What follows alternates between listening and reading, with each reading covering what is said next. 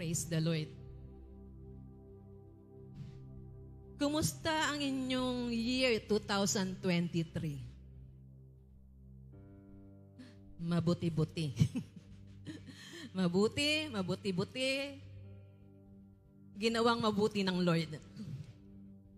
Isang taon na lumipas, isang taon kung saan hindi tayo iniwanan, pinabayaan ng Lord, sinamahan niya tayo kahit may mga challenges tayong pinagdaanan.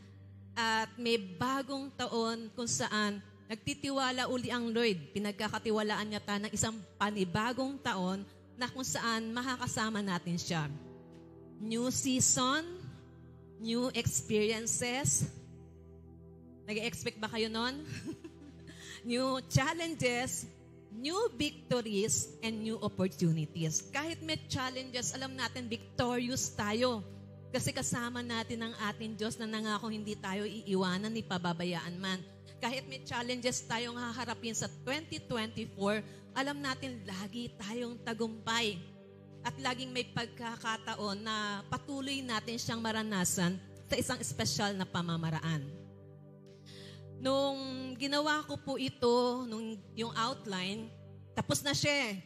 Pero as I meditate this message, para sa araw na to, niremind sa akin ng Lord nagbigay ang Lord sa akin ng isang kwento.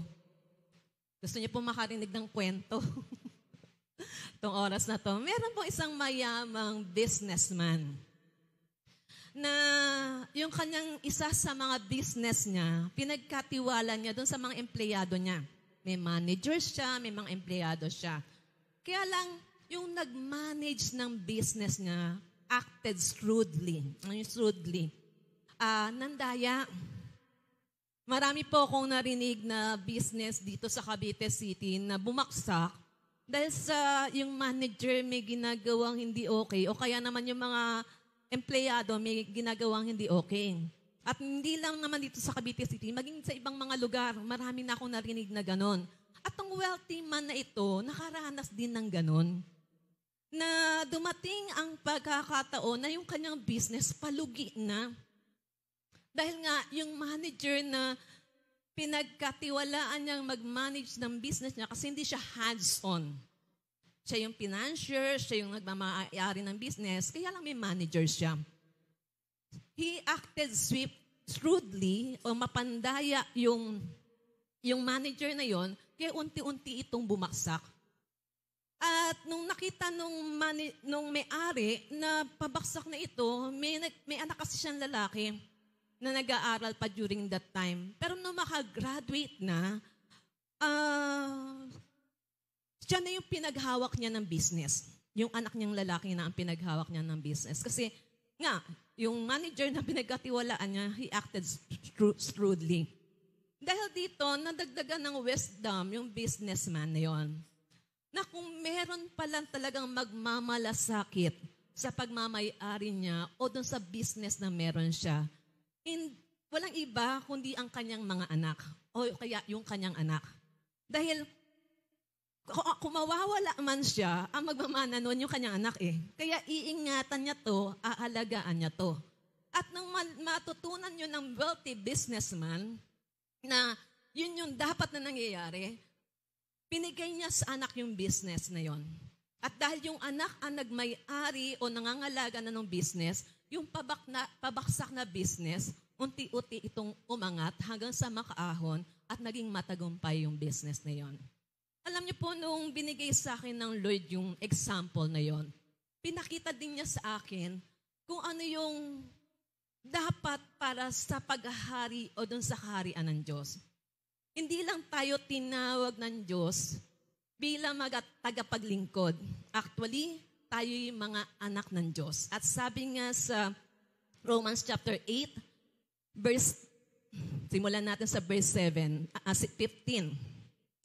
Kanila lang binigay ng Lord itong verse na to. For you have not received a spirit of slavery leading to fear again, but you have received a spirit of adoption as sons by which we cry out, Abba, Father. The Spirit Himself testifies with our spirit that we are children of God. Nawala siya. ang likot ng nasa na siya. Yun. The Spirit Himself testifies with our spirit that we are children of God. And if children, heirs also, heirs of God and fellow heirs with Christ, if indeed we suffer with Him so that we may also be glorified with Him. Sabihin mo nga sa katabi mo, kasama kang tagapagmana ng Panginoong Jesus. Tagapagmana ka ng kaharian ng Diyos. Tagapagmana ka ng lahat ng and all that there is in. Ang mundo at ang lahat ng naririto. Ang lahat ng kanyang nilikha, mundong ito at sa labas ng mundong ito, dahil siya ang may mandilikha, siya ang rightful owner. At tayo ay kasamang tagapagmana ng Panginoong Jesus ng lahat ng ito. Nung ginawa nga niya o nilikha niya ang tao doon sa Hardin ng Eden, sinabihan niya yung unang tao, ikaw ang mag-manage ng nilikhang to. Ikaw na ang mag-manage, ikaw ang mangalaga. Kaya nga naman si Adan, di ba? Pinangalanan niya ang mga hayop. Hindi ang Diyos ang nagbigay ng pangalan sa mga hayop. Binigyan niya ng karapatan o kakayanan si Adan, pangalanan ang mga hayop. Kaya nga ang leon, tinawag na leon. Hindi dahil ang Diyos ang nagbigay ng pangalan sa kanila, kundi ang unang tao ang pinag-manage ng Diyos para pangalagaan ito. At alam naman natin yung istorya, kinakailangan dumating ang Panginoong Jesus dahil nawala sa disenyo ng Diyos ang tao dahil nagkasala. Nung dumating ang Panginoong Jesus, yung dapat na ginagawa ni Adan, binawi ng Panginoong Jesus at ibinigay na niya sa atin bilang mga tumanggap kay Kristo Jesus, bilang tagapagligtas at Panginoon ng ating mga buhay. Kaya nga, tayo na ay kasamang tagapagmana ni Jesucristo. Jesus is the only begotten, beloved Son of God. Nang dahil sa kanyang ginawa, tayo ay napabilang sa paghahari ng Diyos. Sabi mo nga sa katabi mo, hindi ka ordinarong tao. Anak ka ng Diyos. Hindi ka manggagawa lang sa kanyang kaharian. Ikaw ay anak ng Diyos, sons and daughters of God, sons and daughters of the King of Kings, co-heirs, kasamang tagapagman natin. Ang mundong to, babaw. Ano bang mamanahin natin? Sino dito yung may mga anak na pamamanahan mo? Ako po'y walang anak, pero mga raming anak-anakan. Ano pang ipapamana mo sa anak mo? Mapalad yung mga kanina may pinag-uusapan kami ni nung nasa sasakyan. Yung mga lupain na kapangalan na doon sa anak na lalaki. Sabi ko, buti pa siya, may mga lupain na nakapangalan sa kanya.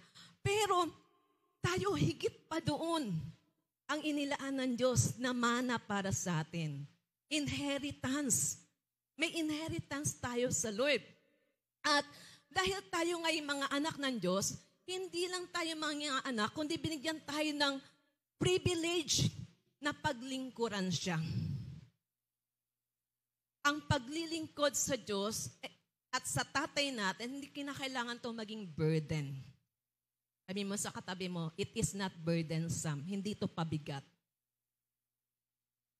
Ang paglilingkod natin sa Diyos, ang pagsaserve natin sa Diyos, it should be a delight, a joy. Kagalakan ng puso natin dahil gagawin natin ito sa Kanya na nagbigay sa atin ng buhay na walang hanggan.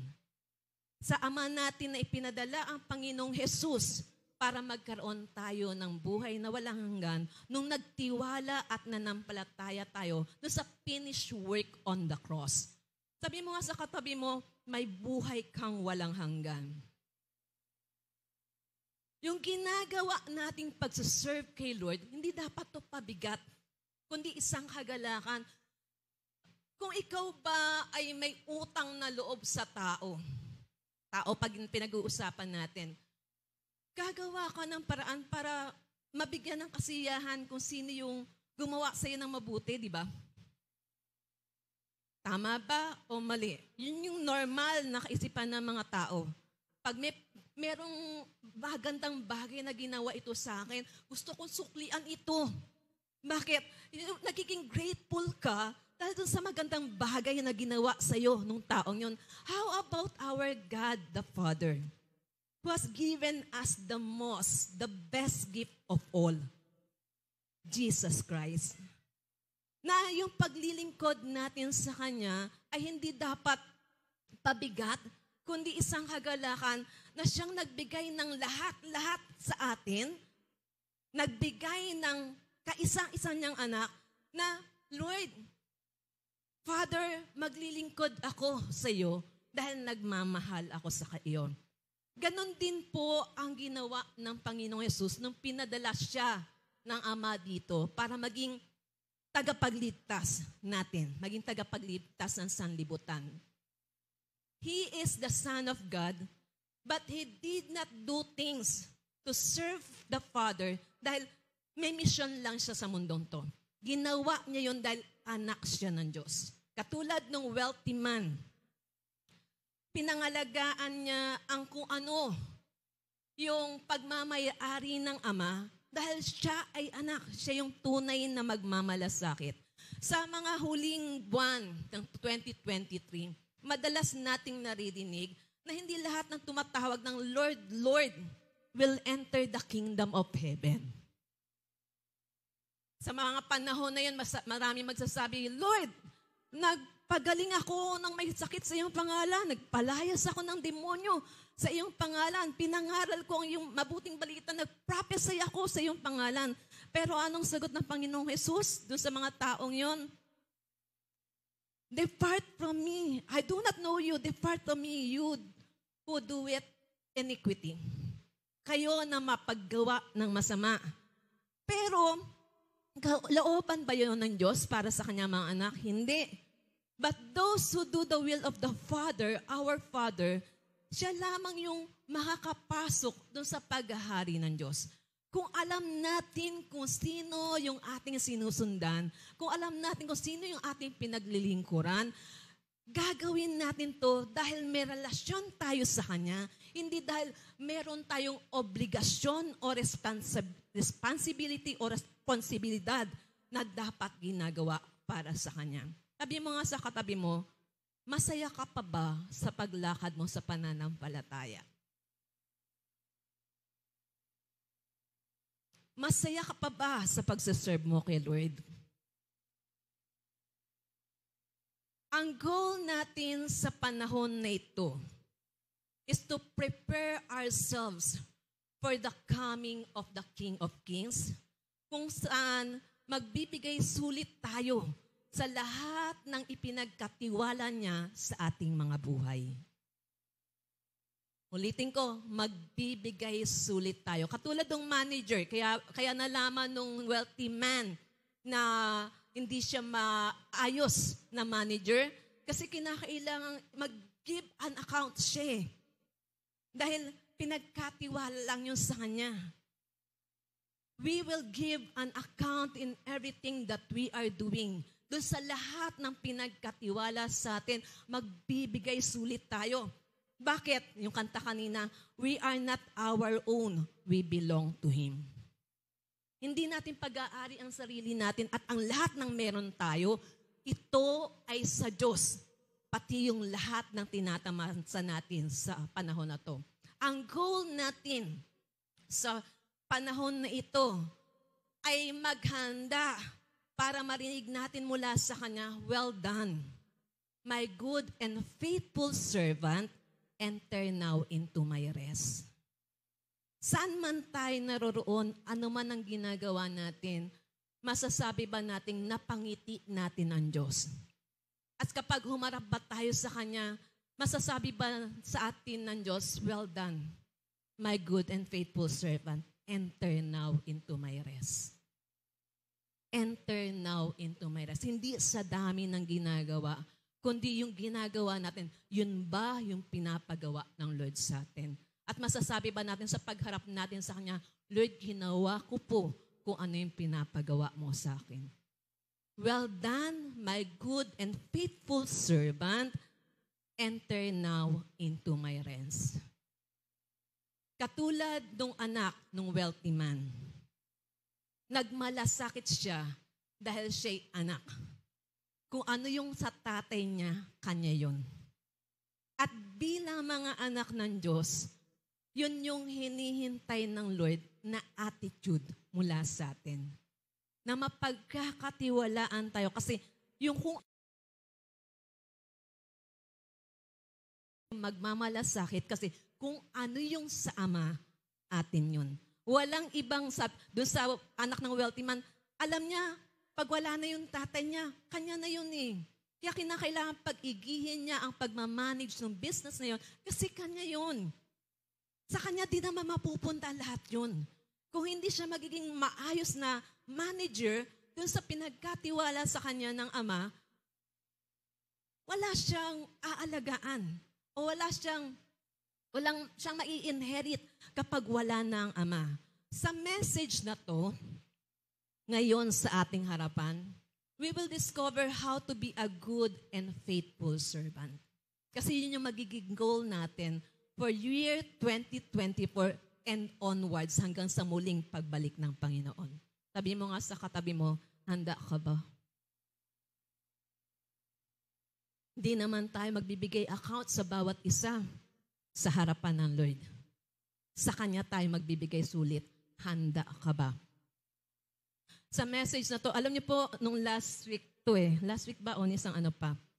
Hindi tong last week. Nung isa pa, habang nagluluto ako, dina-download ng Lord tong message na to. Minemeditate ko to. Sabi ko, ay Lord, pwede pala kahit anong ginagawa, pwede kang kausapin, pwede kang magpahayag ng kung ano yung gusto mo mangyari o sinasabi mo. At ito po yung mga sasabihin ng Lord ngayon sa atin. In today's message, madidiscover natin paano ba maging good and faithful servant. Yung attitude ng servant. Yung attitude, yung pag-uugali ng isang servant. Yung commitment ng servant. Yung priority ng servant. Yung driving force or motive ng isang servant. Sabi mo sa katabi mo, kailangan ko yun.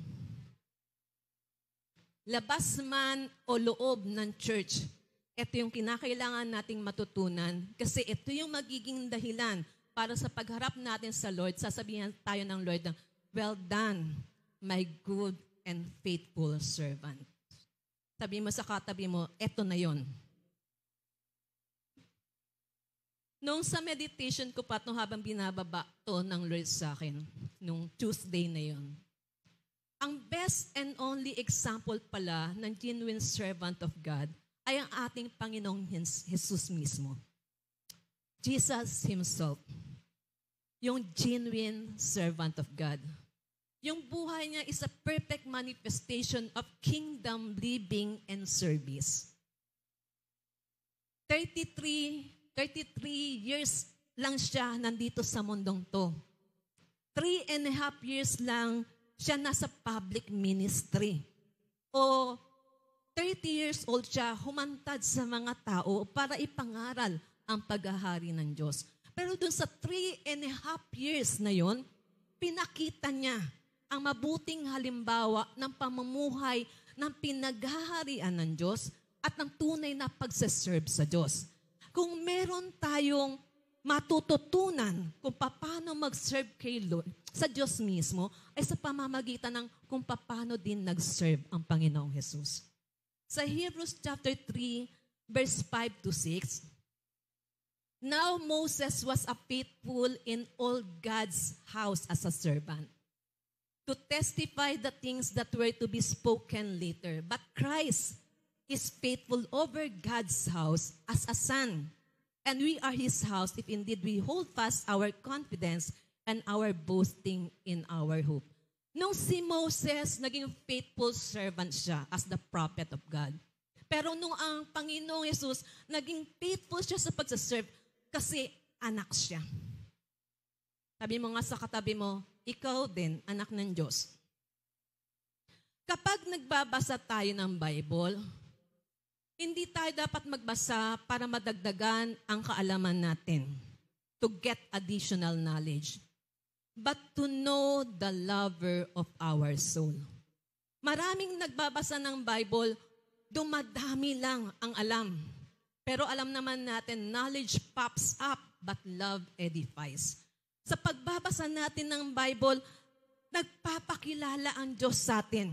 Sa pagbabasa natin ng Bible, sa pamamagitan niya ng buhay niya, mas nauunawaan natin ang paghahari ng Diyos. We will not read the Bible to get more knowledge. We need and must read the Bible kasi gusto pa natin siyang kilalanin. Kilalanin siya para ma-enjoy natin ang paglakad na kasama siya. Yamang nangako siyang hindi niya tayo iiwanan ni pababayaan man. Kasama natin siya. Yung hindi nga nakikita ng tao, nakikita ng Diyos eh. Walang makakapagtago sa Kanya. Walang makakapagsinungaling sa Kanya dahil kita niya ang lahat ng bagay.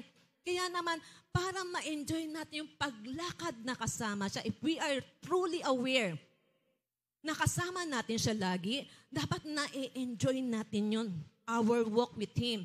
At ma-enjoy natin yun kung kilala talaga natin yung sumasama sa atin. The more we know Him, the more we will love Him. Mas nakikilala natin ang Panginoong Yesus, nakikilala natin ang Ama, nakikilala natin ang Banal na Espiritu, mas mamahalin natin siya. The more we love Him, the more we will live for Him. Mas mahal natin siya, mas mamumuhay tayo para sa Kanya. The more we live for Him, the more we will serve Him. Sabi mo nga sa katabi mo, mahal mo ba talaga ang Diyos? The more we will live for Him, the more we will serve Him. Sabi ng Panginoong Yesus, the one who loves more will serve more. Di po ako may sabi noon, hanapin niyo po sa Bible. Ang siyang nagmamahal ng dakila, ang siyang maglilingkod ng dakila.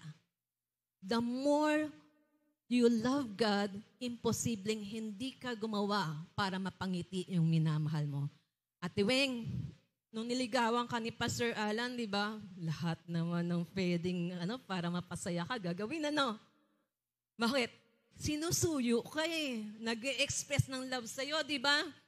The more na minamahal ka niya, kahit na hindi kayo nagkita nung date na yun, magkaiba ang lugar na pinuntahan, hindi nabawasan yung pagnanais niyang mapangiti ka.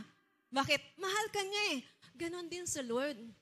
Pag nag-worship tayo, sinasabi, Lord, I love you. Jesus, I love you. Magkakasama man tayo o may kanya-kanya tayong lugar. Nagsasabi tayong mahal natin ng Lord.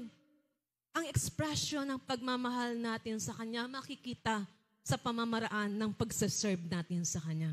May nakakakita man o wala. Liting ko, may nakakakita man o wala. Ang service natin, hindi lang sa four corners ng church. May nakakakita man o wala, tayo mga servant of God. Hindi tayo full-time dahil iniwanan natin ang trabaho natin para mag-serve kay Lord. Full-time tayo kahit may trabaho tayo. Ang pagiging Kristiyano ba, part-time? Pagiging anak ba ng Diyos, part-time. Ngayon, anak ako ng Diyos, nasa church ako eh. Paglabas ko, hindi na. Ganun ba yun? Hindi. So, ganun din sa pagsaserve kay Lord, kahit saan tayo naroroon. The one who loves most will serve most. Saan man tayo naroroon. Ngayon, pag-aralan natin ang Panginoong Hesus bilang servant of God. Ang title po kasi nito, The Servant of God. Hindi lang tayo kundi ang Panginoong Hesus. Kasi sa Kanya natin makikita ang tunay na pamamaraan, genuine na pagsaserve sa Diyos. Ang una, medyo mahaba po to. Ang una, ang Panginoong Hesus, nung naririto siya, nasabi niya, His meat is to do the Father's will. Makikita natin yun sa John chapter 4, verse 34. Jesus said unto them, My meat is to do the will of Him that sent me and to finish His work. to do the will of Him that sent me and to finish His work. Ang context po nito, nagutom siya. Nasa isang lugar sila na walang mabibilhan ng pagkain, kaya iniwanan siya ng mga disipulo, ng mga tagasunod niya para maghanap ng mabibilhan ng pagkain. At nandun siya sa well, doon sa balon, kung saan ang Samaritan woman napunta roon at nakapag-minister ang Panginoong Jesus. Hindi ko na po babanggitin kung ano yun, makikita po natin yan sa Bible, sa John chapter 4. Nung bumalik ang mga disipulo, yung mga tagasunod ng Panginoong Jesus, nung inaano na siya, sabi niya, hindi na, busog na ako. Tapos nag-uusap-usap sila, may nagbigay ba ng pagkain sa kanya? Nag-uusap-usap sila. Kaya nabanggit to ng Panginoong Jesus, my meat is to do the will of Him that sent me and to finish His work. Ano yung nakakapag-satisfy sa atin? Ano yung nakakapagpuno sa atin? Ano yung nagbibigay sa atin ng kabusugan? Is it the will of the Father? Is it to do what pleases Him? Ano yung nakakapagbigay sa atin? Yung masasabi na, ay, satisfied ako. Ano ba yung isang term? Fulfilled ako. Fulfilled ako. Bakit ka fulfilled? Kasi nagawa mo ba ang pinapagawa sa iyo ng Ama? Nagawa mo ba yung gusto ng Diyos na gawin mo? Alam niyo po, yun yung makakapag-satisfy din sa atin eh. Sa mundong ito, ang dami nating cravings. Ang dami nating ginugusto. Pero isa lang talaga ang makakapag-satisfy sa atin. Ang magawa ang pinapagawa ng Ama. Sino po yung nakaranas dito matapos mong gawin yung alam mong pinapagawa ng Ama? Alam mo yung ang saya-saya ng puso mo. Ang saya-saya ng puso mo. Yun lang kasi yung makakapag-satisfy talaga sa atin. Katulad ng Panginoong Jesus, His meat is to do the will of the one who sent me and to finish His work. Hindi lang niya ginawa, tinapos niya. Ang pangalawang pamamaraan ng Panginoong Jesus sa kanyang pagsaserve sa Father, He heard and He obeyed. Madalas kong tumbanggitin kung ano lang yung nakita niya, yun lang yung ginagawa niya. Kung ano lang yung narinig niya, yun lang yung sinasabi niya. Makikita natin yan sa John chapter 5 verse 19. Then answered Jesus and said unto them, verily, verily, I say unto you, the Son can do nothing of himself, but what he seeth the Father do, for what things soever he doeth, this also doeth the Son likewise. Sabi ng Panginoong Jesus, wala akong magagawa sa sarili ko malibang ipakita sa akin ng Ama. Kasi kung ano lang yung pinakita sa akin ng Ama, yun lang yung gagawin ko. Pakikalabit nga yung katabi mo. We need to go this. Kailangan nating gustuhin to o naising maabot. Ang tanong, nakikita ba natin? Naririnig ba natin kung anong sinasabi ng Lord? Nakikita ba natin kung ano yung gusto niyang gawin? Sa John chapter 12 verse 49 pa nga, for I have not spoken of myself, but the Father which sent me, He gave me a commandment what I should say and what I should speak. Siya na nagsugo sa akin, ang nagbigay ng utos sa akin, kung anong sasabihin, at yun lang yung aking sinasabi. Mga kapatid, tayo, itong bibig na to no? Kung ano lang masalita, kung ano lang masabi. Pero sa serve natin, pag may minister natin sa iba, ano ba pinapakita ng Ama? Ano bang sinasabi sa atin ng Banal na Espiritu? Yun din lang dapat yung gagawin natin, yun din lang dapat ang sinasabi natin. Bawat isa sa atin may kanya-kanyang area or sphere of influence kung saan pinagkatiwalaan tayo ng Lord. Care group man yan, sa preaching man yan, sa worship team man yan, sa youth man yan, sa dance man yan, sa reaching out man yan, o sa labas ng kongregasyon na to. Mas magiging effective tayo katulad ng Panginoong Yesus kasi kung ano lang yung pinakita sa Kanya. Walang dagdag, walang bawas. Kung anong sinabi lang sa Kanya, walang dagdag, walang bawas. Mga kapatid, we need to goal this. Gusto ba natin maging effective na hindi parang bato sa buwan yung lahat ng ating ginagawa? Gawin natin na maging katulad ng Panginoong Yesus. Ginagawa niya At sinasabi niya kung ano lang yung narinig niya at nakita niyang ginawa ng Ama. In 2024, ano mang pinagkatiwala sa atin ng Lord, Lord, anong gusto mong gawin, Panginoon? Saan mo, Lord, gusto pumunta? Itong grupong pinagkatiwala mo sa akin, Lord, saan mo to gustong dalhin? Sasamahan kita, Lord, para madala ang grupong ito sa gusto mong pagdalhan sa kanila. Gusto ba nating maging katulad ng Panginoon? We are not just hearers. Maraming nakakarinig eh. Sabi mo sa katabi mo, NCCP is a hearing church. Naturuan na tayo paano makarinig. Ang tanong, are we doers? Yun eh. Nakakarinig tayo pero tagagawa ba tayo na naririnig natin? Tinuruan tayo mag-quiet time, mag-devotion. Doon sa devotion na kuha natin mula sa presence ng Lord, pagkatapos ba doon na isulat lang natin, pero pagkatapos wala na? Kaya sinabi yun ng Lord kasi yun yung pinagkakatiwala niyang mensahe para sa araw na yun kapag nagde-devotion tayo, kapag nag-quiet time tayo. Na may sinasabi siya, personal. Huwag mong kuhanin yung devotion para i-preach sa iba o ituro sa iba. Pang-personal yun. At magtitiwala, magsabi ng kapahayagan, revelation uli ang Lord kapag pagkatapos mong marinig, ginawa mo kung anong sinasabi ng salita ng Diyos. Katulad ng Panginoong Yesus, kung ano lang yung nakita niya, yun lang ang kanyang gagawin. Kung ano lang ang sinabi niya, yun lang ang kanyang sasabihin. Ang sumunod, his public ministry was a result of his private life. Panginoong Yesus, kung ano yung pinakita niya sa mga tao, kasi resulta lang yun ng siya, kapag mag-isa siya kasama ng Ama. Hindi siya religious. Hindi din nga niya sinasabi kung gaano siya katagal sa presence ng Lord. Pero what you see is what you get. Sabi sa Matthew chapter 14 verse 23, and when he had sent the multitudes away, he went up into a mountain apart to pray. And when the evening was come, he was there alone.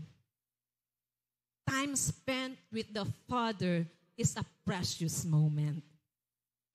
Nung pinag-pray ko nung Sunday, kasi meron po kami, may binigay na assignment ang Lord sa akin. Kasi 1 week siya sa trabaho at may assignment siya doon. Na kada ihahatid niya ako sa bahay, we spend time together. Pero at the end, mag-ano siya, Nay, sige, pag-pray mo na ako. Pag-pray mo na ako. Tapos may prayer ako sa kanya na in this year, maging more cuddly siya kay Lord. More cuddly.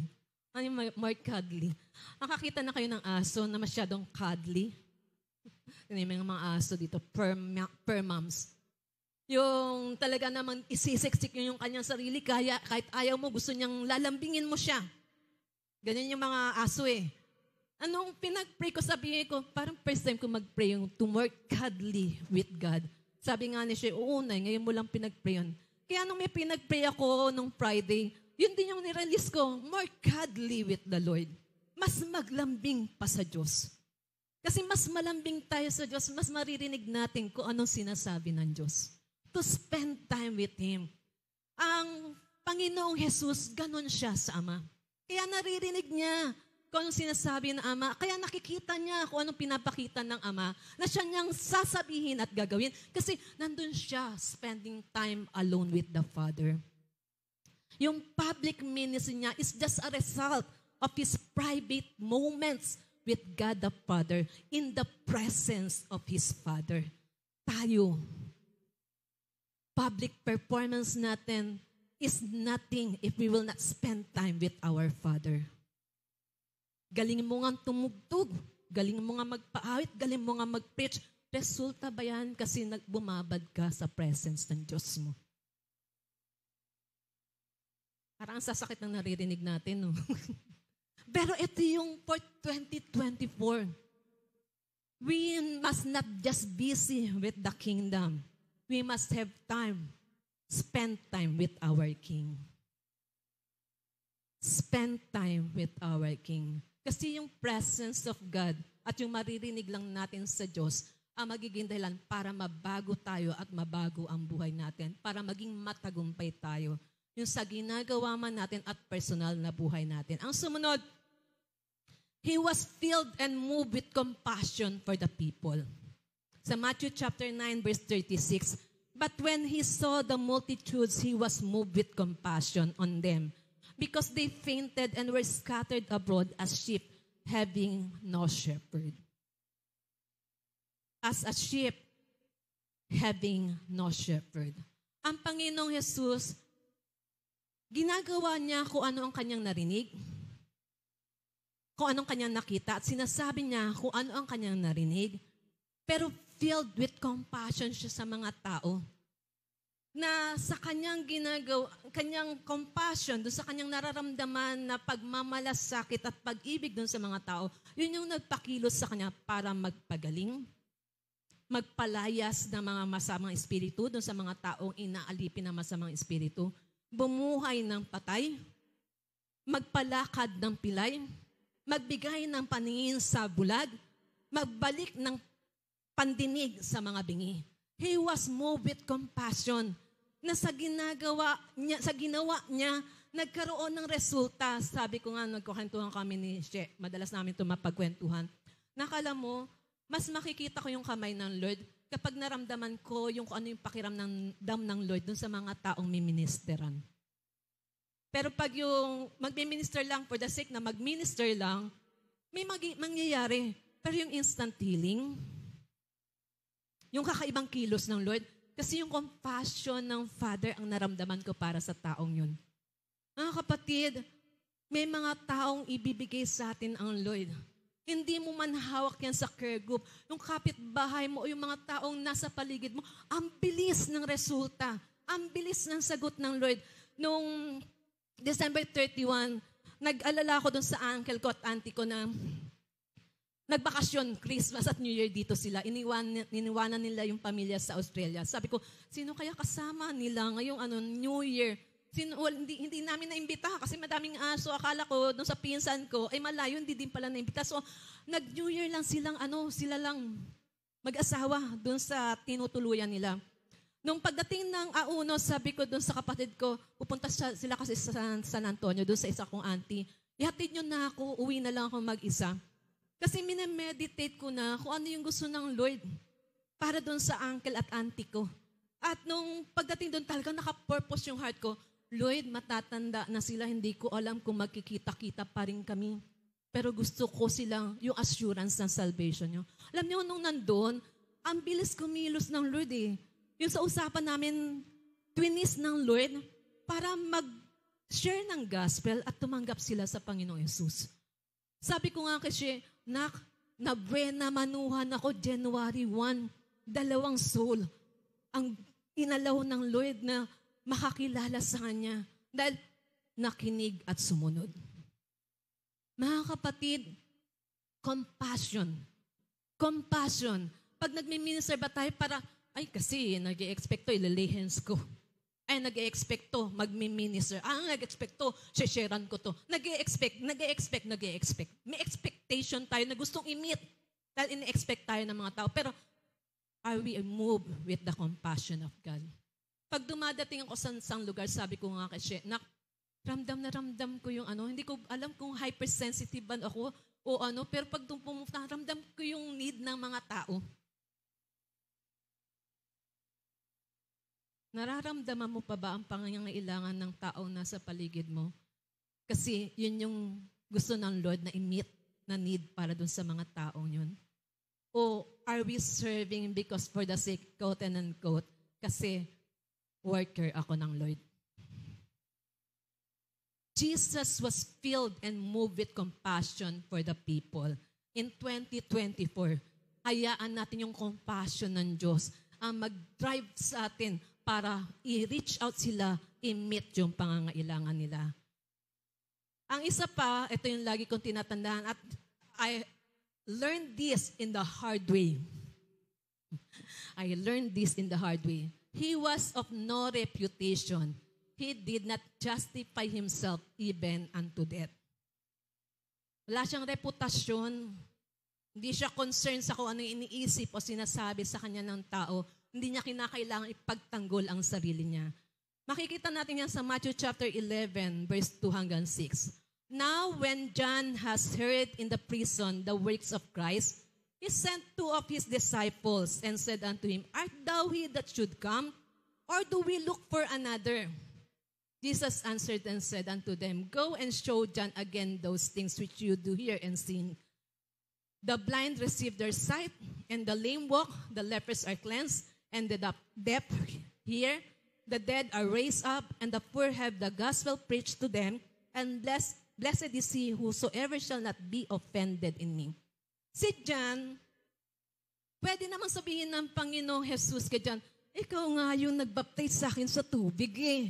Hindi ba na-witness mo, bumukas ang kalangitan at bumaba ang banal na spirito sa anyo ng dove at nag-rest sa akin at narinig mo ang tinig ng Ama, This is my beloved Son, listen to Him.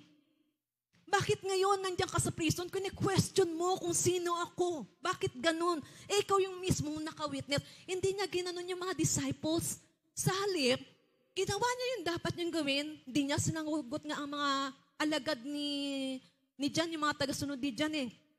Ginawa niya yung dapat niyang gawin. At pagkatapos, saka siya bumalik doon sa mga tagasunod ni John. Bumalik kayo kay John at sabihin nyo, na na-witness nyo, ito yung mga ginawa ko. Kadalasan kapag tayo ay binabato ng kung ano-ano, we try to justify ourselves. We try na ipagtanggol ang sarili natin. We try na pabulaanan yung mga accusations sa atin. Ang Panginoong Yesus hindi niya ginawa. Ang ginawa niya, mas lalo niyang dapat gawin ang dapat gawin na hindi kinakailangang magbigay ng atensyon dun sa mga accusation o mga question against him. Bakit? Alam niya kung sino siya. Alam niya kung bakit siya pinadala ng Ama.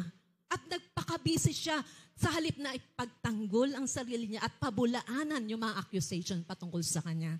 Bakit? Hindi naman siya napunta dito para gawin yon. Napunta siya dito para gawin ang dahilan kung bakit pinadala o sinugo siya ng Ama. As a servant of God, bilang anak din ng Diyos, He did what the Father wants Him to do. Not regarding o iniisang tabi kung ano yung mga question against Him. He was the most misunderstood person in the world. Bilang Son of God. Bira mo Pariseo at Saduceo kune-question siya, mga religious leaders, mga dapat na nakakakilala sa Diyos at alam ang pamamaraan ng Diyos. Kune-question siya, pero never niyang pinagtanggol ang sarili niya. Sumasagot siya, pero hindi para pagtanggol ang sarili niya. At ang kahuli-hulihan nga, even unto death, sa Matthew chapter 27, verse 13 hanggang 14, Then said Pilate unto him, Hearest thou not how many things they witness against thee? Hindi mo ba naririnig kung ano yung mga akusasyon na ginagawa nila laban sa iyo? And he answered him to never a word, insomuch that the governor marveled greatly. Si Pilate na yon, papako siya sa krus. May kakayanan si Pilato, si Pilato, si Pilate, may kakayanan siya, pakawalan siya kung magsasalita lang siya. Pero hindi siya nagsalita. Hindi siya nagsalita. Hindi mo ba naririnig kung gaano karami yung akusasyon na ginagawa nila laban sa iyo? He did not utter a word. Hindi siya nagsalita kasi alam niya, yun yung dahilan kung bakit siya naroroon. Akuin ang lahat ng kasalanan ng tao. Mapako sa krus para magligtas ng tao. Bumuhay na muli mula sa mga patay. Para magbigay ng buhay na walang hanggan. Ang Panginoong Jesus, ganun ang attitude. Are you concerned with your reputation? Ay, buhay na buhay ka pa. Kapag ganun, kapag nasasaktan ka pa sa mga inaakusa sa iyo. Ang lagi lang natin dapat gawin kapag nagsaserve tayo sa Lord, Lord, ginagawa ko to para sa iyo, hindi para sa tao. Ano man ang sinasabi nila, Lord, para sa iyo to. You know, God knows. Walang nakakaalam ng motibo ko at motibo ng ibang tao. Ikaw lang nakakaalam. At sa'yo lang naman ako magbibigay sulit. Ano man ang sinasabi nila behind my back, you will expose everything. Patutunayan mo. Hindi ko kailangan depensa ang sarili ko. Ikaw ang magdedepensa sa akin, Panginoon.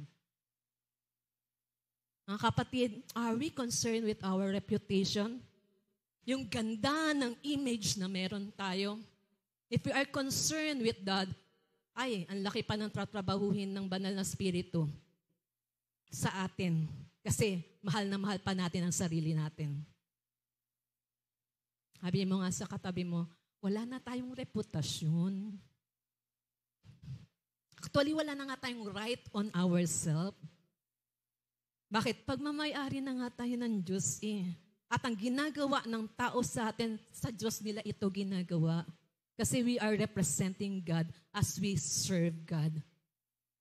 Mga kapatid, Jesus was not concerned with his reputation.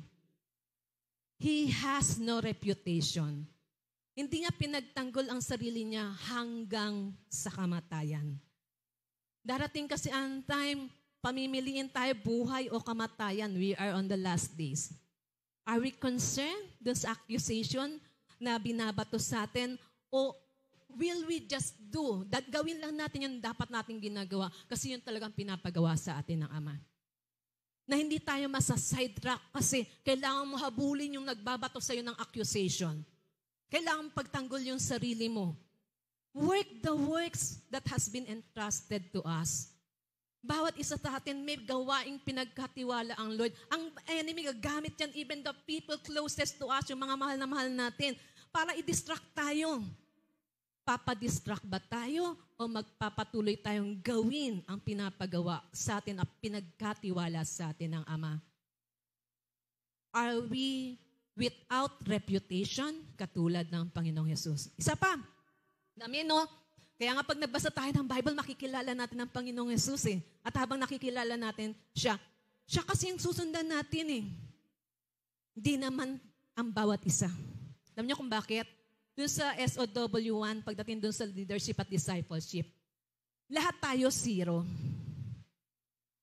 Isa lang ang number 1, si Jesus. 1, pag sumunod ako, 0, magiging 10. Pag may sumunod sa akin, kasi sumusunod sa Panginoon, ako sa Panginoong Yesus, magiging 100. Hanggang padami ng padami. Kaya nasabi nga ni Paul follow me as I follow Christ. Sumunod ka sa akin habang sumusunod ako sa Panginoong Yesus. Sabi ko nga kasi, hanggang saan, kung saan lang ikaw pasusunurin sa akin ng Lord, ha? Kasi baka hindi na ako sumusunod kasi kay Lord, sumusunod ka pa rin sa akin. Follow me as I follow Christ. Maging mabuti tayong halimbawa katulad ng Panginoon. Siya kasi yung susundan natin. We don't need to compare ourselves to others. Bakit? Zero naman tayo eh. Wala nga tayo eh. Siya lang. Nagkaroon lang ng value dahil dumikit tayo sa Kanya. Wala tayong pagmamalaki ni kapiraso man. Kasi zero nga tayo. Siya lang yung one na dapat natin sinusundan. Ang isa pa, he was not a man pleaser. Sabi mo nga sa katabi mo, man pleaser ka pa rin ba? He was not a man pleaser. Ang daming pagkakataon sa Bible, sa Matthew, Mark, Luke, and John, kung babasahin mo, never siya naging man pleaser. Pero ito yung isa sa mga na pinaalala sa akin ng Lord. Sa Matthew chapter 20, verse 20 hanggang 21, yung first part lang. Kasi masyadong mahaba yon. Then came to him the mother of Zebedee's children with her sons, worshiping him and desiring a certain thing of him. And he said unto her, what will thou? Ang nanay ni James and John, nagpunta sa Panginoong Yesus kasi meron siyang gustong mangyari. Alam ng nanay ni James at John na ito ang hari ng mga hari. Kaya lumapit siya para hingin na yung kanyang dalawang anak maupo sa kanan at sa kaliwa ng Panginoong Yesus, maging sidekick ng Panginoong Yesus sa paghahari ng Diyos. Sabi niya, wala sa akin yung pagbibigay ng posisyon. Maaring mapunta sa kanila pero hindi ako. Si James and John, close siya sa Panginoong Yesus. Sila sa Panginoong Yesus. Pero never niyang pinaboran tong dalawang to. Natutunan ko, dapat sa susunod pala yun, natutunan ko madalas kong sinasabi kay She. Tinuruan ako ng Lord, I can be friendly but not too close. I can be close but not exclusive. Tinuruan ako ng Lord. Pwede ako maging friendly sa lahat pero hindi malapit sa lahat. Pwede ako maging malapit sa ilan pero hindi ako pwedeng maging exclusive lang doon sa ilan na iyon. Bakit? Hindi ko magagawa ang pinapagawa ng Lord. Katulad ng Panginoong Yesus, meron siya mga taga-sunod. Madaming thousands yung sumusunod. Kung saan siya naroon, nandun din yung mga taong yun. Pero pumili siya ng 12. Kasi sinabi sa kanya ng Ama, ito yung mga taong makakasama niya. Pero doon sa 12, meron lang siyang 3. At nandun tayo sa susunod. He invested his life to mentor his inner core. Sa 12, meron lang siyang 3 na kahit saan siya magpunta, kasama niya. Kahit yung moment alone, niyayahag niya doon sa mountain to spend time sa presence ng Father. He mentored the 3. Nung minemeditate ko to kanina, sabi ko, oo nga, Lord. Pwede kang maging friendly, maging close sa marami, pero meron lang talagang yung few of the few na pwede mong buksan yung puso mo sa kung sino ka. Sa sasakyan nga, pinag-uusapan pa rin namin ni She kasi may nakausap ako nung Friday na kailangan magkaroon tayo nung kung hindi man over us, yung ka-level natin o yung mine-mentor natin na pagbubukasan natin ng kung sino talaga tayo, kahit yung mga kapalpakan natin. Kahit yung mga kapalpakan natin. He spent and invested his life or his doon sa inner core, doon sa 3. Si Peter, si James, at si John. Alam nyo, nung kanina sabi ko, oo nga, yung mga karakter na to, si Peter, eto yung on the go eh. Go, go, go. Si James, man of faith to. Makikita naman natin doon sa book of James eh. Si John, the beloved. Yung puso. Kaya nga siya yung napakaklingi sa Panginoong Yesus. Laging nakahilig sa dibdib ng Panginoong Yesus. Kahit doon sa Last Supper, nakahilig siya. Siya yung closest of the closest.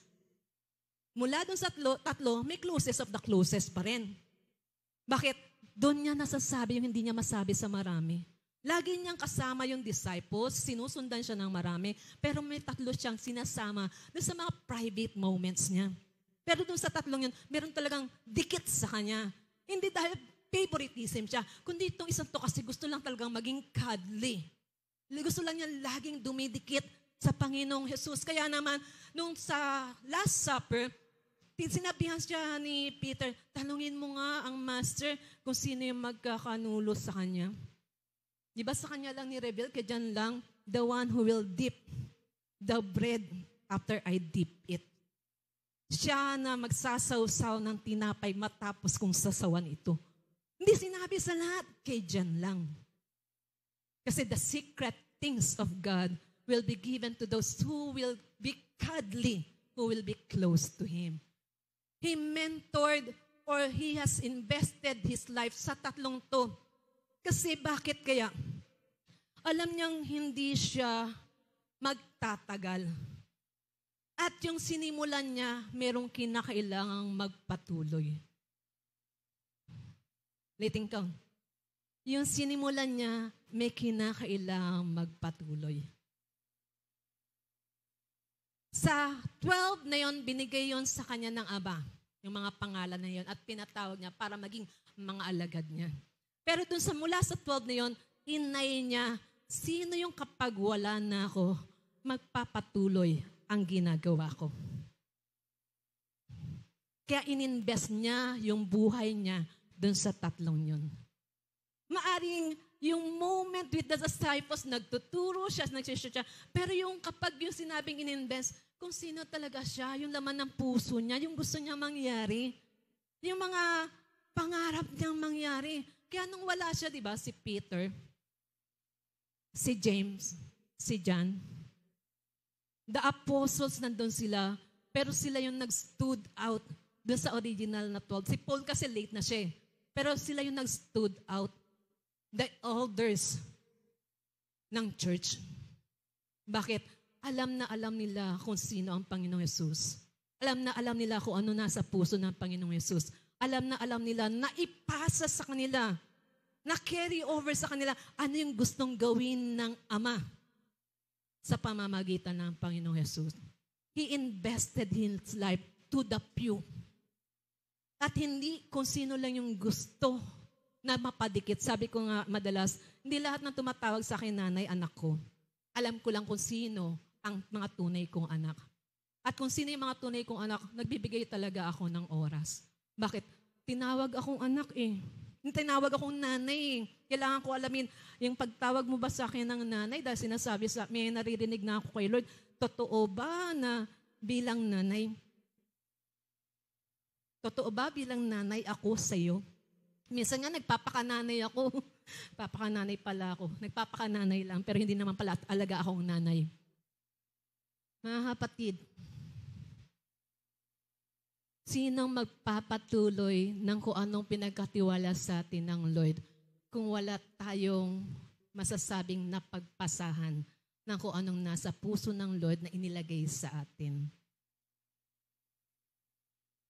Pinag-usapan natin dito hindi lang service, kundi ikaw bilang mananampalataya.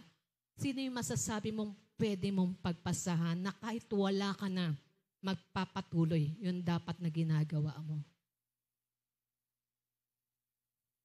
May naalala ko, nalimutan ko na. Bakit ganun siya? Kasi he did not live for this world. He knew he had limited time. Alam naman niya kung hanggang kailan lang siya eh. Hindi siya namuhay para sa mundong to. Ang lahat ng nasa mundong ito, walang hold sa kanya. Kaya nga, nasabi niya sa John chapter 14, verse 30 to 31, "Hereafter I will not talk much with you, for the prince of this world cometh, and hath nothing in me." Ano? "And hath nothing in me. But that the world may know that I love the Father, and as the Father gave me commandment, even so I do arise. Let us go hence." The world had no hold in him. He was not here for gain and glory, but for kingdom purpose. Walang pagkakahawak ang mundong ito sa kanya.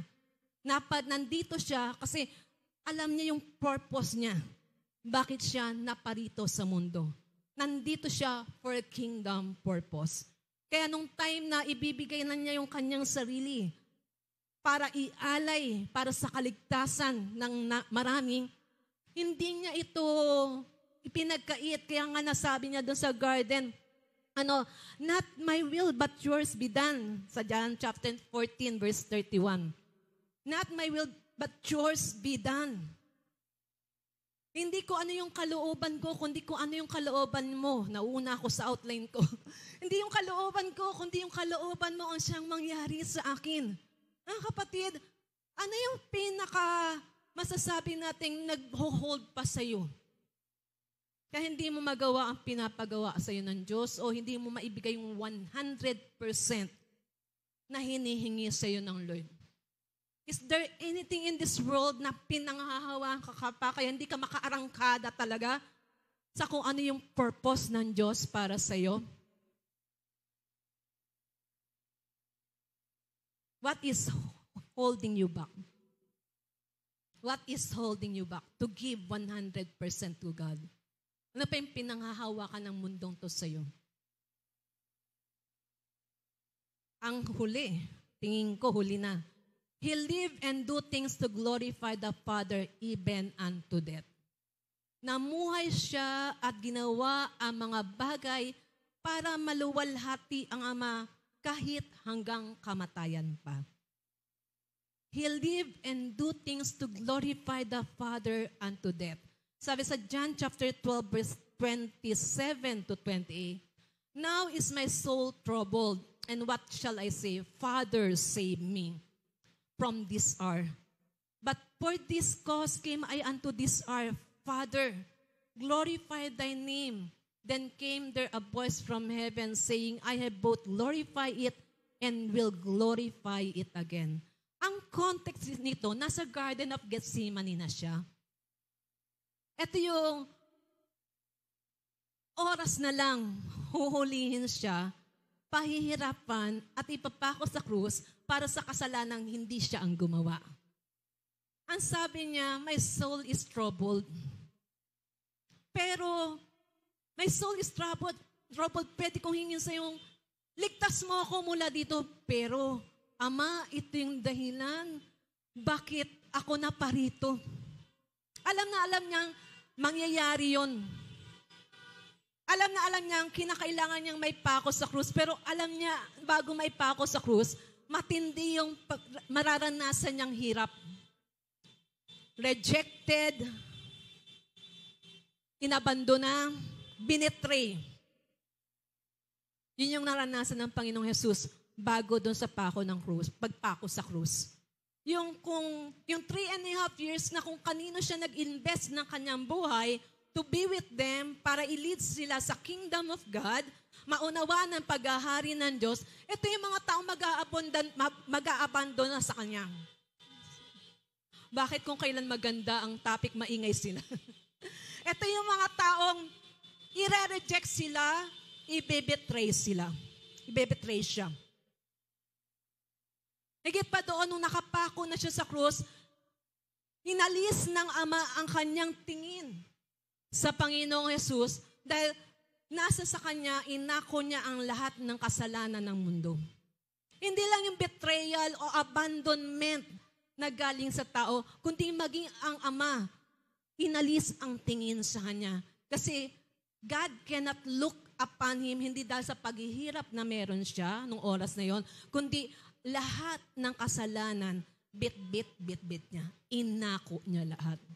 Kaya nga nasabi ng Panginoong Jesus, Father, Father, why did you leave me? Bakit mo ako inabandona? Sa oras ng greatest need, naramdaman niyang iniwan siya ng presensya ng Ama. Kaya nasabi niya doon sa Garden of Gethsemane, pwede ko namang hingin sa iyo, save me, but ito yung dahilan kung bakit ako naparito. Kaya nga sabi niya, glorify thy name. Sumagot ang Ama, nag-glorify ko na at muli i-glorify ko pa. Sa pagsunod ng Panginoong Jesus, nag-glorify lalo ang pangalan ng Ama. He glorified the name of the Father even unto death. Pwede siyang umayaw, Father, wag na lang. Sakit yun, mahirap yun, wag na lang, hindi ko natutuloy.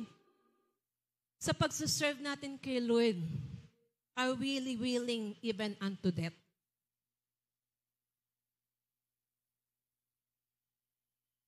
Are we willing kahit hindi na pabor sa atin?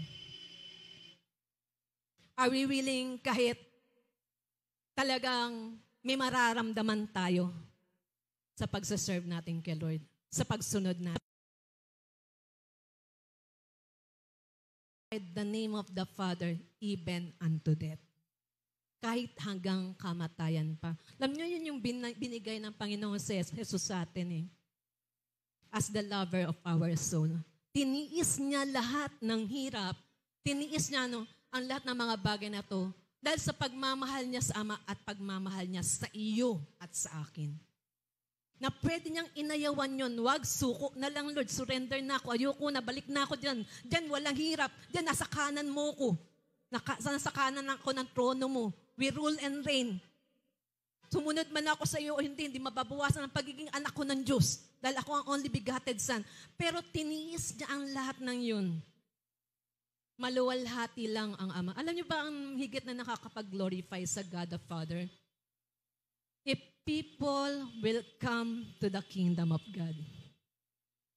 Nang dahil sa ginawa ng Panginoong Jesus doon sa krus ng Kalbaryo. Kung ang mga tao manunumbalik sa Diyos nang dahil sa ginawa niya doon sa krus ng Kalbaryo.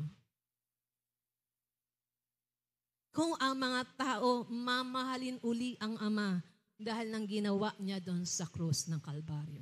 Kaya nasabi ng Father, I have had glorified it, both glorified it and will glorify it again. Sa pagsunod ng Panginoong Yesus, mas lalong na-glorify ang pangalan ng Ama. Alam nyo, doon sa Siyam na yon, simulan uli natin. Maingay sila. His meat is to do the Father's will. Ang tanong, yung meat mo, ano nakakapag-satisfy sa'yo? Yung kalooban ba ng Ama?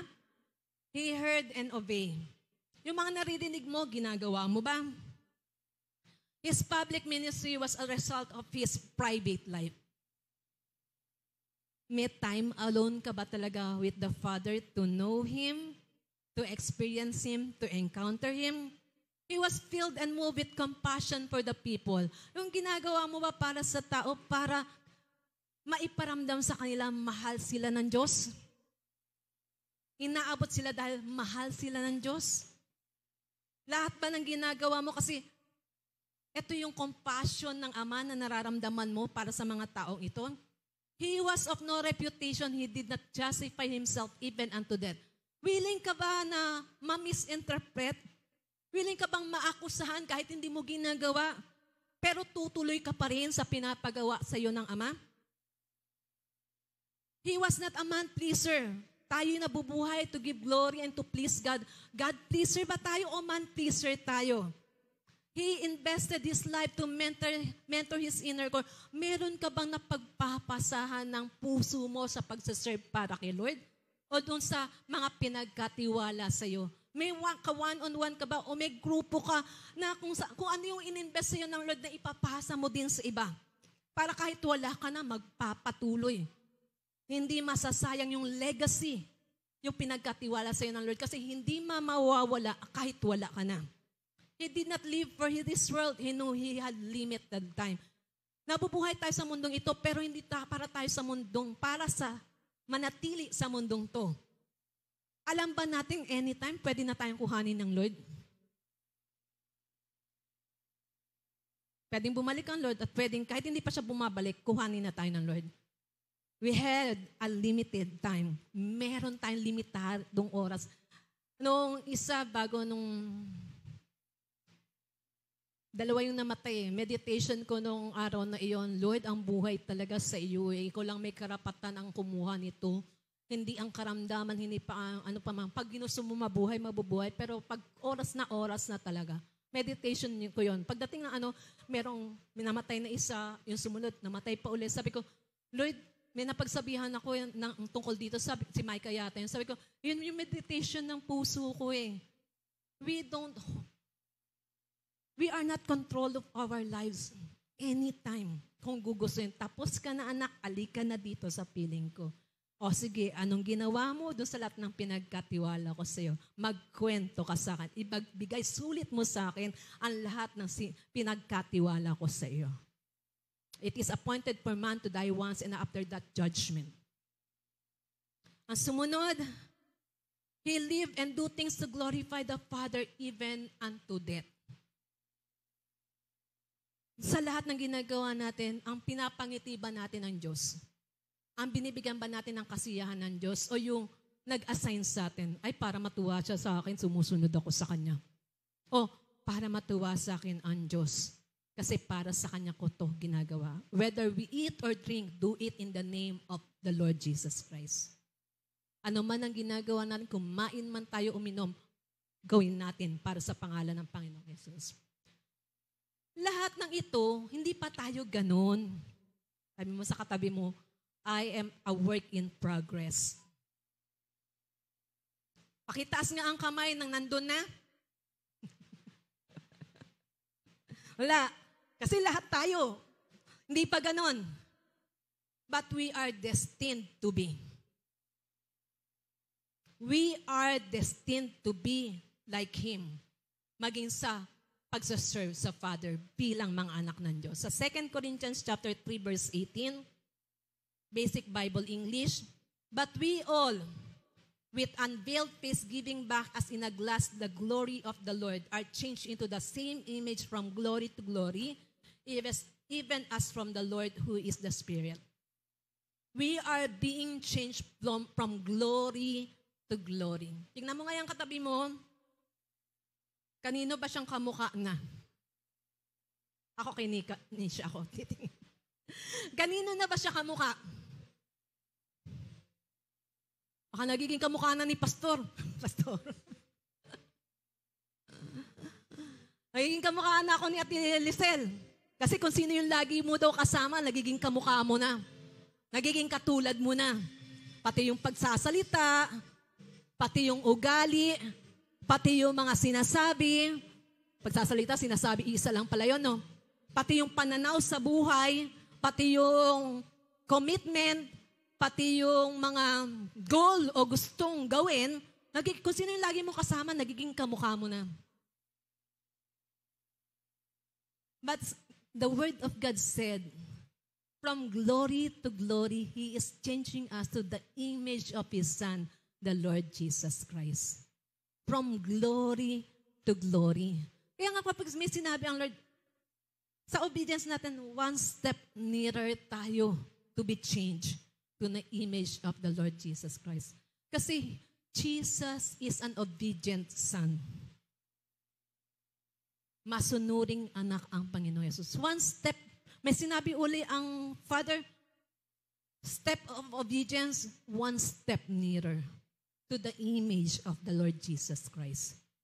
From glory to glory, He is changing us to the image of the Lord Jesus Christ. Sabi mo sa katabi mo, kikita mo na ba si Jesus sa akin?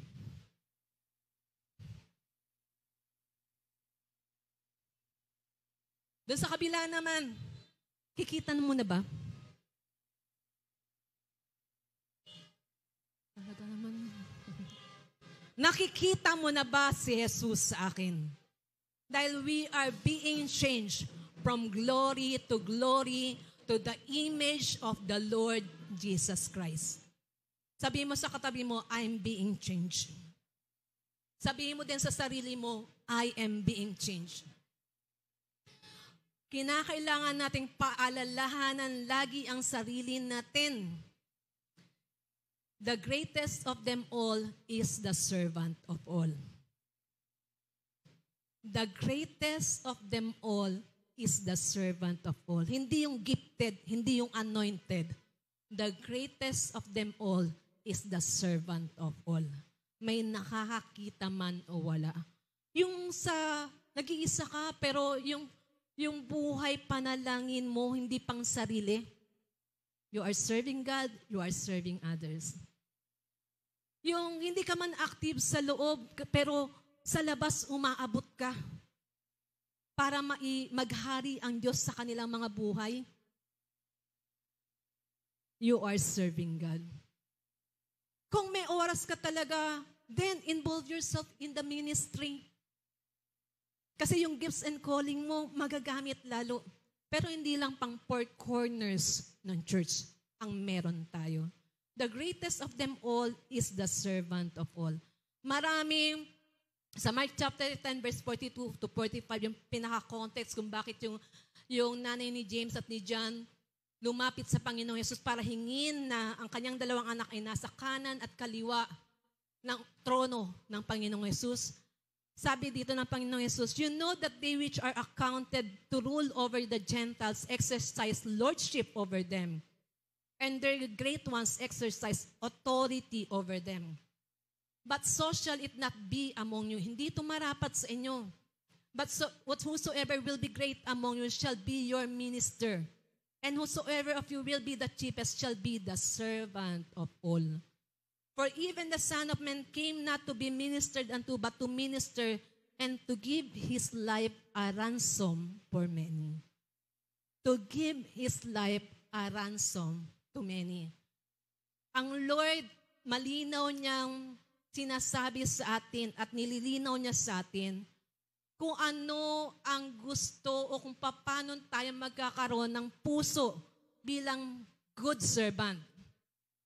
Na ang pinaka-goal ng bawat isa sa atin sa muli niyang pagbabalik, masabi, well done, my good and faithful servant, enter now into my rest.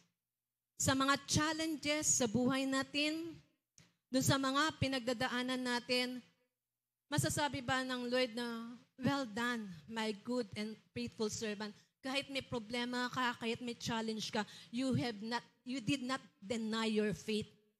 Hindi mo tinatwa ang iyong pananampalataya.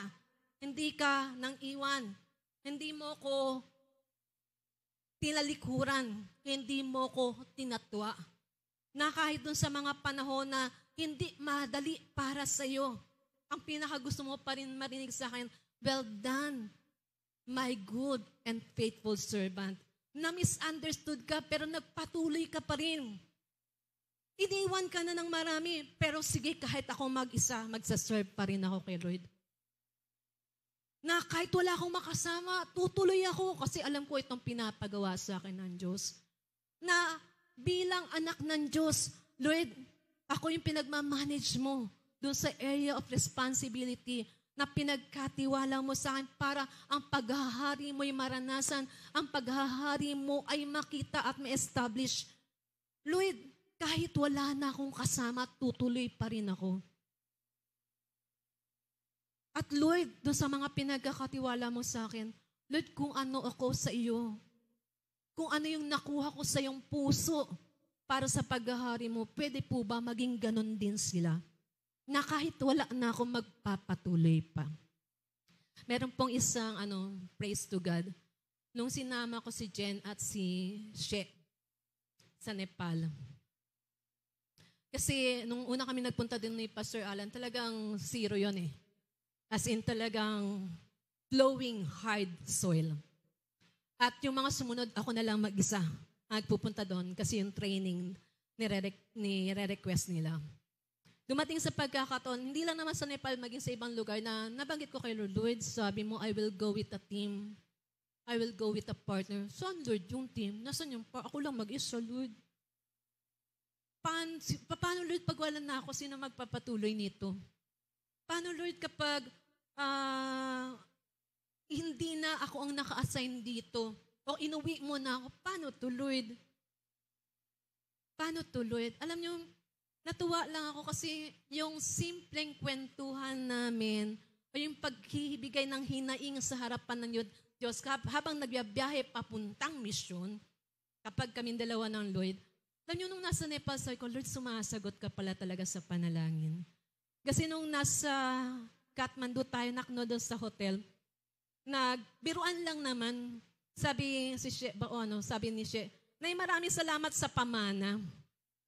Ikaw ang pamana, eto, nauna ka na dito, tapos sinama mo kami para may connection kami, kasi trinabaho mo, quote and unquote, yung thought, trinabaho mo para sa aming mga mag-anak mo, hindi na kami mahihirapang magtrabaho pa kasi established na. Alam niyo, bilang nanay, ang sarap ng pakiramdam. At bilang nanay, nagpasalamat ako nun sa Lord. Sabi ko, Lord, may nakakuha na ng puso ko. Na kahit iuwi mo na ako, pwedeng may magpatuloy na. Mga kapatid, we have a limited time. Hindi natin alam kung hanggang kailan tayo sa mundong nito. Pero yung ibinigay ba sa iyo ng Lord, may magpapatuloy. Sa mga anak mo, sa mga anak-anakan mo, doon sa mga kaibigan mo, nakaka-influence ka ba sa pagmamahal mo sa Diyos at pagmamahal mo sa mga tao? Pagmamahal mo na kingdom expand, magkaroon ng kingdom expansion. Pagmimiti mo na lumawak pa ang paghahari ng Diyos, meron bang napagpapasahan tayo? Jesus knew very well. He had a limited time. Hindi pa tayo ganun, pero we are destined to be. Kung bago ka pa lang kay Lord, basa kang Bible, kilalanin mo ang lover of your soul. Dahil mas kilala mo siya, may enjoy mong lumakad sa mundong, tumabuhay sa mundong ito kasi kasama mo siya. Kahit ano pa yung pinagdadaanan mo. Mas kilala mo siya, mas mamahalin mo siya. Alam niyo po ako, ang pinaka-addict ako eh. Yung kapag may ginawa ang Lord sa isang tao, sinasabi ko, Lord, pinapa-inlove mo na naman ako sa'yo. Kasi nakita ko kung paano mo makamahal yung tao, yung kaya pinagaling mo siya. Lord, lalo kung pinahahanga mo ako, Lord eh, mas lalo pa ako nai-inlove niyan sa'yo, Lord. the more we love Him, the more we will live for Him. The more we live for Him, the more we will serve Him. And the greatest of them all will be the servant of all. Those who love most will serve most. May nakakakita man o wala. Tayong lahat. Katulad ng sabi ko, we are not yet. Di pa tayo ganun. Pero doon tayo papunta. Gusto ng Lord kung saan tayo naroroon, may nakakakita man o wala. We are God's servant because we are the children of God. Ginagawa natin kung anong magbibigay sa Kanya ng kasiyahan kasi mga anak tayo ng Diyos. Hindi tayo gagawa kasi kinakailangan lang natin gawin. Gumagawa tayo kasi nagmamahal tayo. Una sa Diyos, pangalawa doon sa mga taong kung kanino gusto ng Lord maglingkod tayo. The greatest of them all will be the servant of all. Siya nagmamahal ng dakila ang siyang maglilingkod ng dakila. If we are not yet in that attitude, hindi pa tayo ganun sa harapan ng Lord. Hindi pa ganun yung commitment natin. Hindi pa ganun yung priority natin. Hindi pa ganun yung motibo natin. This is the time. Ito yung oras. January pa lang. Katatlong linggo ng January. Ang bilis ng araw. Third week na ng January. Pwede tayong makipag-usap kay Lord. Lord, hindi pa ako ganun eh. Pero pwede po ba baguhin mo ko araw-araw? Hindi pa ako katulad niya kung saan-saan na nagpupunta. Hindi pa ako katulad niya ganun magsalita. Hindi pa ako katulad niya kapag nag-lay hands may gumagaling. Hindi pa ako katulad niya nakakaingganyo ng marami. Pero be who you are before God. Una, kilalanin mo ang lover of your soul. Kilalanin mo si Jesus. Dahil kung gaano mo siya kakilala, doon ka mahuhuk sa Kanya. Sabi ni Tatay Ben, yun naalala ko na, bago mo mapasunod ang tao, mahalin mo muna ang mga tao. Kasi kapag naranasan nilang mahal mo sila, mapapasunod mo sila. Ganon ang ginawa ng Panginoong Yesus sa mga alagad, lalo na kay Peter, James, and John. Alam niyo po ba yung 12 apostles? Dagdag si Apostle Pablo. Namatay sila eh. Pinahirapan. Pero para sa Panginoong Yesus. Even unto death, katulad ng Panginoong Yesus. They gave them life. Magawa lang ang pinapagawa ng Ama sa kanila. Hindi pa tayo ganun. Pero pag dumating yung challenge na mamimili tayo kasi nahihirapan tayo, tutuloy pa din ba tayo? Anong driving force natin? Anong motibo natin? Kasi mahal ako ng Diyos. Magpapatuloy ako kasi mahal ako ng Diyos. Nalay niya nga ang Panginoong Jesus para sa akin. He has given His only begotten Son para ako dating wala sa paghahari niya. Dati akong hiwalay sa Kanya dahil sa aking mga kasalanan. Naging malapit sa Diyos. Nagkaroon ng relasyon sa Diyos. Naging anak ng Diyos nang dahil sa Panginoong Jesus. Siya na nagbigay ng sarili niya para sa akin, may pagpapalit ko ba siya sa mga bagay na pwedeng ialok ng mundong to? May pagpapalit ko ba siya sa tao? May pagpapalit ko ba siya sa ibang mga bagay? Binigay na niya yung pinaka-best niya para sa akin.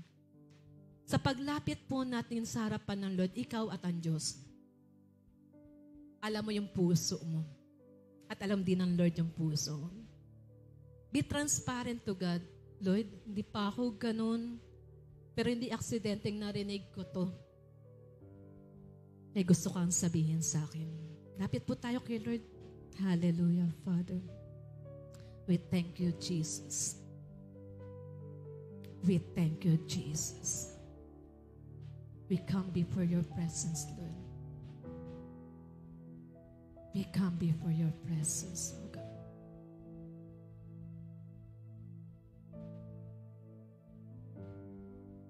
Jesus. To the throne of mercy, where would I kneel, but not because of grace? How great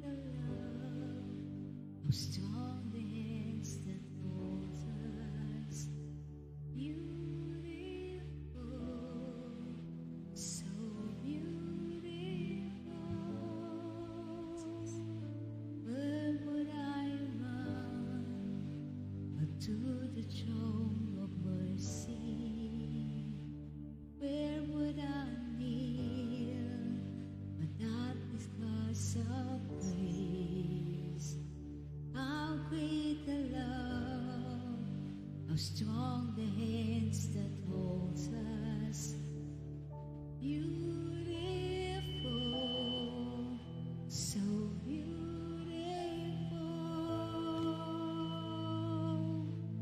so here I bow to live. Jesus, be glorified in all things. For all my life, I am yours, forever yours.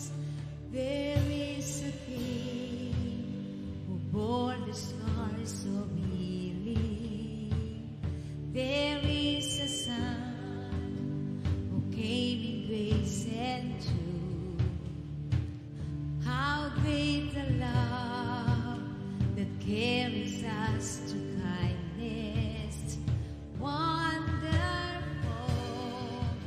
you're wonderful. So here I bow to lift you high. Jesus, be glorified in all things. For all my life, I am yours, forever yours. So here I bow to lift you high. Jesus, be glorified in all things.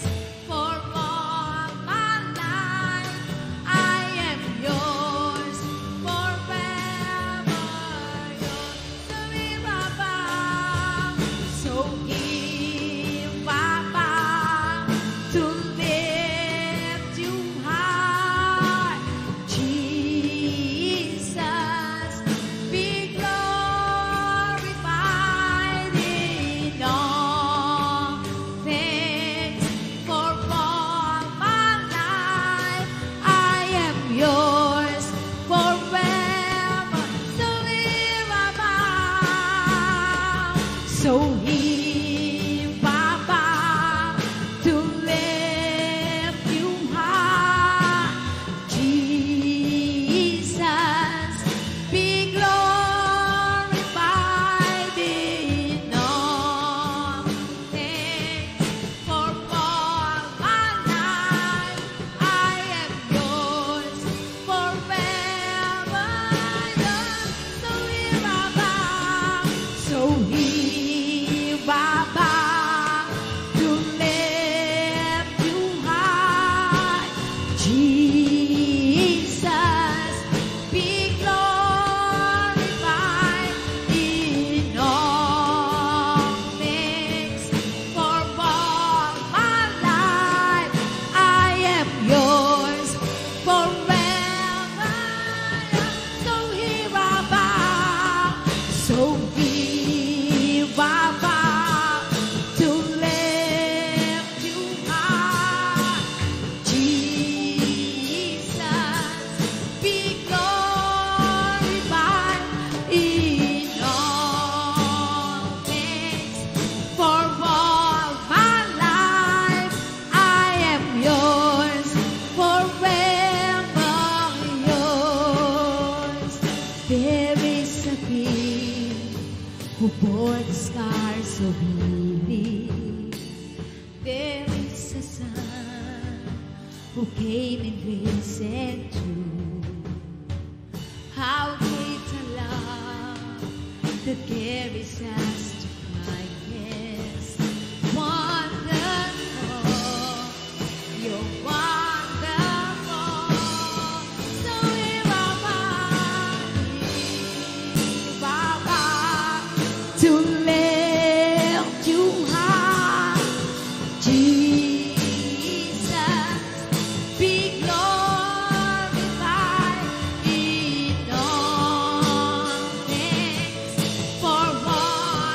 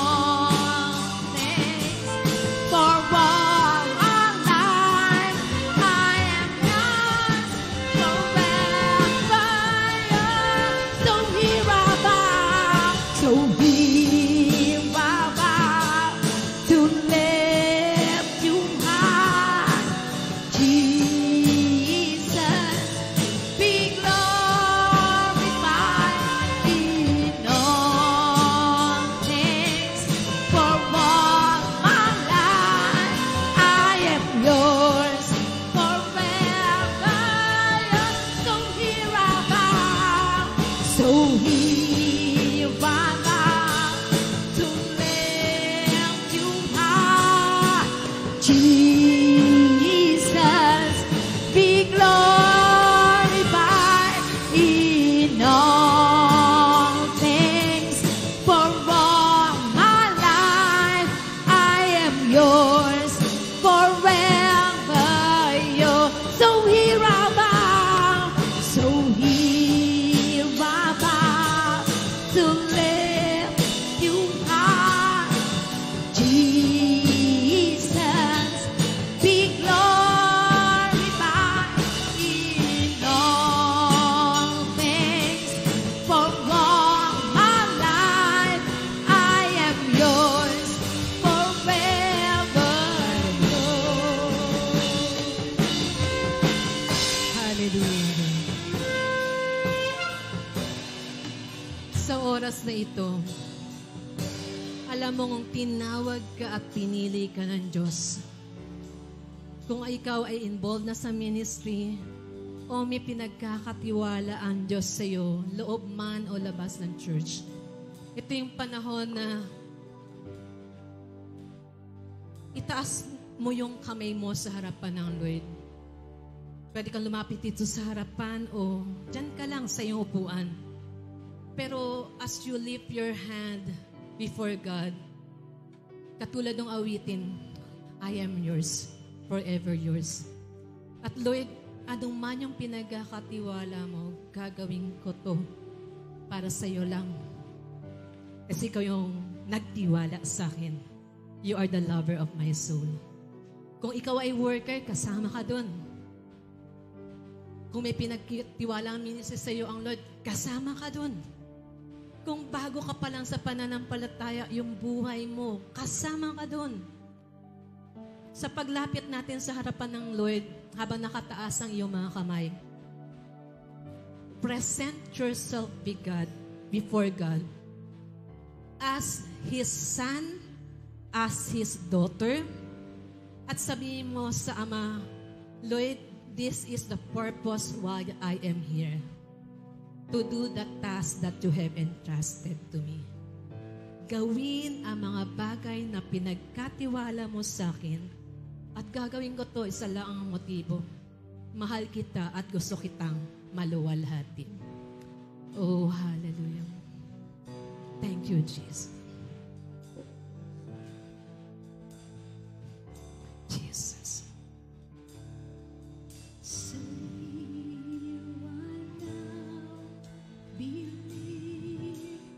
Father, I present to you your children, your sons and daughters, whom you has called and chosen for such a season as this, Lord.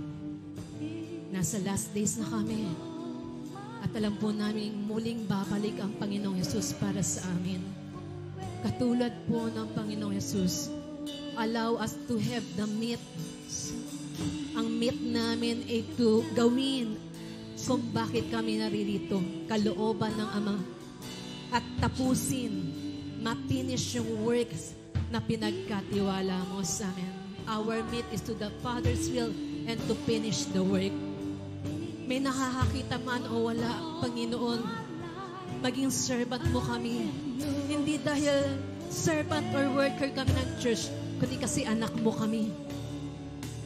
Na dahil mahal namin ang Ama, walang ilbang mapagkakatiwalaan ng kaharian mo, kundi kaming mga anak mo. Wala mapagkakatiwalaang ma-expand ang kingdom mo, kundi kaming mga anak mo. Hindi lalawak at may establish ang paghahari mo kung hindi kami mga anak mo ang gagawa para sa iyo. At Ama, sa pangalan ni Jesus, we present ourselves before you as your sons and daughters, as your children. Here we are, Lord. Send us. Here we are, Lord. We will do the task entrusted to us. Here we are, Lord. We will know you more. We will love you more. We will live for you more. And we will serve you more. Here we are, Lord, as your sons and daughters, the servants of the Most High God.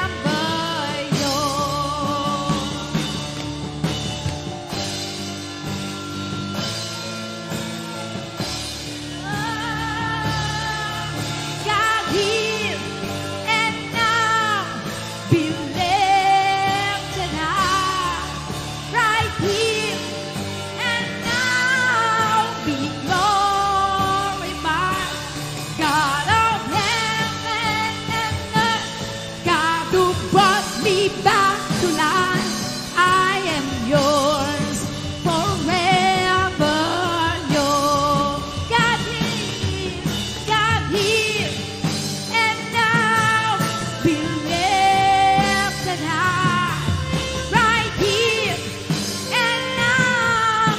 Be glorified, God of heaven and earth, God who brought me back to life. I am yours forever. You're God here and now, God here and now. Be lifted high, right here and now. Be glorified, God of heaven and earth, God who brought me back to life. I am yours forever, yours. So here I bow to lift you high, Jesus. Be glorified in all things. For all my life, I am yours forever, yours. So here I bow to lift you high, Jesus. Be glorified in all things. For all my life, I am yours forever, yours. So here I bow to lift you high, Jesus. Be glorified in all things. For all my life, I am yours forever, yours. God here and now, be lifted high, right here and now. Be glorified, God of heaven and earth, God who brought me back to life. I am yours forever, yours. God here and now, be lifted high, right here and now. Be glorified, God of heaven and earth, God who brought me back to life. I am yours forever, yours.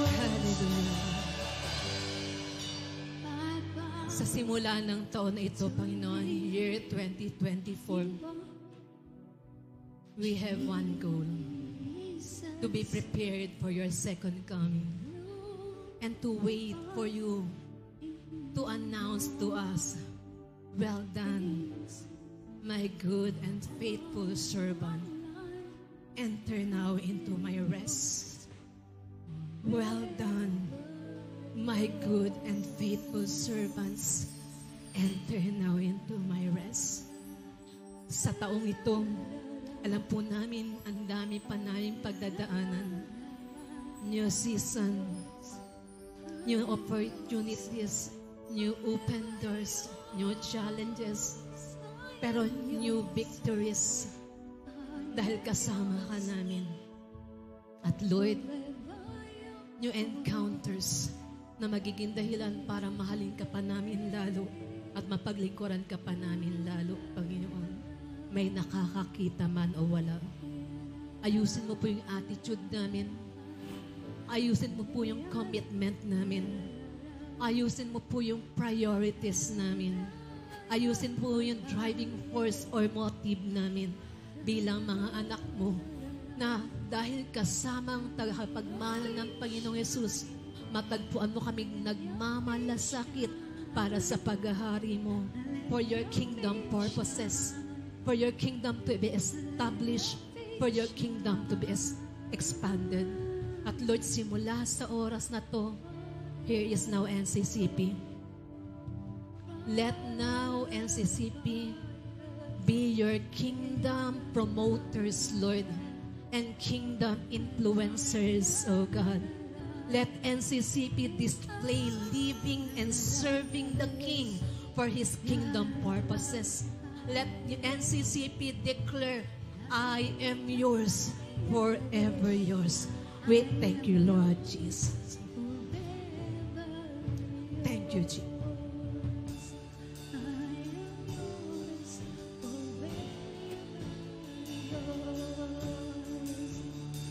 So we bow to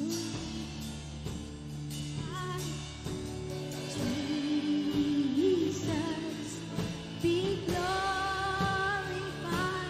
in all things, for all my life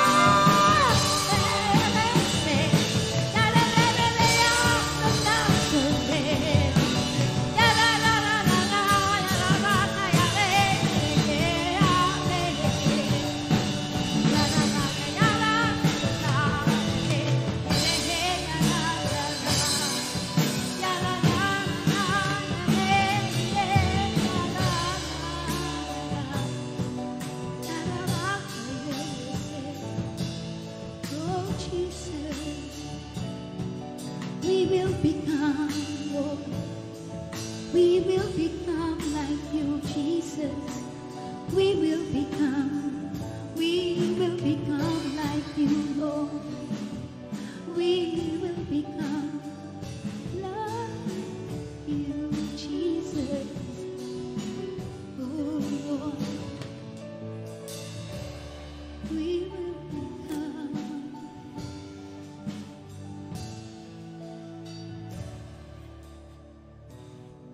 Father, we declare that we will come into the volume of the book that is written of us, for us and for you, Lord, alone, Jesus.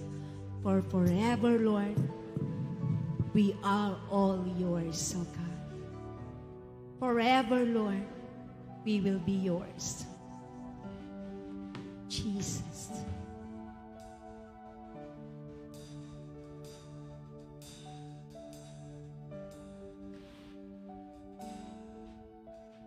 Thank you, Jesus. Thank you, Lord. Thank you, Jesus. Thank you, Lord. Thank you, God. Thank you, Lord.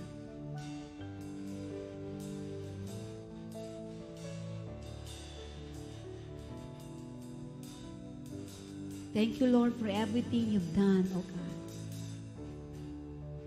Thank you, Jesus, for you will do great things, and you have done great things on us, Lord.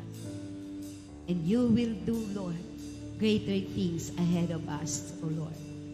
Father, we give you praise and we give you glory. For all the glory, oh God, will be yours alone. Be glorified indeed, Lord. Thank you, Jesus. Selya mo po ito ng iyong banal na dugo, oh God. Lahat ng deklarasyon, Panginoon, sa umagang ito, God. Seal it, Lord, with your most precious blood. And seal it, oh Lord God, with your most, Lord God, most precious blood of Jesus Christ, our Lord and our sources of life. Hallelujah. To you be all alone, our glory, oh God. For from you and through you and to you are all things, God.